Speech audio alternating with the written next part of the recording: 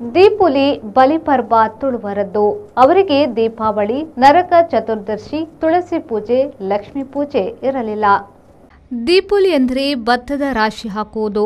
ಬಲಿಪರ್ವವು ಮಹಾಬಲಿಯೇಂದ್ರ ಹಬ್ಬವಾಗಿದೆ. ತುಳುವರು ಮೊದಲ ದಿನ ಸತ್ತವರ ಹಬ್ಬವನ್ನು ಮಾಡುತ್ತಾರೆ. ತಮ್ಮ ಕುಟುಂಬದ ಸತ್ತ ಹಿರಿಯರಿಗೆ ಮಿಸಲ್ ಎಂದರೆ ಎಡೆ ಇಡುವುದು ಕ್ರಮ. ಎರಡನೆಯ ದಿನ ಇತ್ತಿನ ಕಲೆ ಅಂದರೆ ಇರುವವರ ಹಬ್ಬ. ಈಗ ಬದುಕಿರುವವರ ಬದುಕು ಹಿಂದೆ ಬೇಸಾಯ ಆಧಾರಿತ. ಹಾಗಾಗಿ ಭತ್ತದ ರಾಶಿ, ಗದ್ದೆಗಳಿಗೆ ದೀಪ ಇಡುವುದು, ಕತ್ತಲಾದಾಗ ತುಳಸಿ ಕಟ್ಟೆಯಲ್ಲಿ ಬಲಿಯೇಂದ್ರ ಪೂಜೆ ನಡೆಯುತ್ತಿದೆ. ಈ ದಿನ ಬೆಳಿಗ್ಗೆ ಕಾಡುಗುಡ್ಡೆಯಿಂದ ತಂದ ಹೂವುಗಳನ್ನೇ ಬಳಸ್ತಿದ್ರು. ಬಲಿಯೇ ಆನಂತರದ ಪಾಲಾಚೆ. ಗದ್ದೆಯಲ್ಲಿ ಬಲಿಯನ್ನ ಮರಳಿ ರಾಜ್ಯಕ್ಕೆ ಕರೆಯುವ ಕ್ರಮವಿದೆ. ಮೂರನೆಯ ದಿನ ಬರ್ಪಿನ ಕಲೆ ಪರ್ವ. ಮುಂದಿನ ಜನಾಂಗದ ದಿಟ್ಟಿಯ ಹಬ್ಬವಿದು. ಬೇಸಾಯಕ್ಕೆ ಬೇಕಾದ ಎಲ್ಲದಕ್ಕೂ ಪೂಜೆ ಸಲ್ಲುತ್ತದೆ. ಮುಖ್ಯವಾಗಿ ಉಳುವ ಕೋಣ, ಎತ್ತುಗಳಿಗೆ ಪೂಜೆ.